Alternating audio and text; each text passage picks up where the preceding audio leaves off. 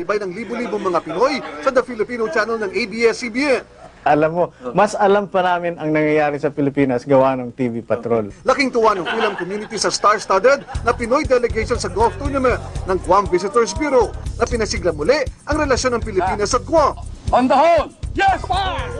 Hindi lang sa malalawak ng golf course ng Guam, bumubuti muli ang laro at pagtingin sa mga Filipino entertainer dito. Makikita din ang malaking pagbabago sa pagtingin sa mga Filipino entertainer sa mga nightclub na kadalas ay naging problema ng mga artista natin. Tuloy ang pirit sa Guam ng Pinoy Dream Academy graduate na si Iya Hines, ang crying lady sa first season ng Search na naugnay kay J.R. Shabok. Big star siya dito at maayos ang kanyang working visa. Kasama ang iba pang Pinay entertainer, sinusunod nila ang tagubilin na huwag pumayag tumable sa mga customer. Isa ito sa mga violation umano noon ng Baywalk Buddies na nauwi sa pagkakulong nila sa Guam. Bukod sa unang niyang album, nakatakdaring i-renew ang kanyang US working visa. Kung hindi dahil sa PDA, hindi naman din po nila ako makikita, makikilala at makarating po dito sa Guam.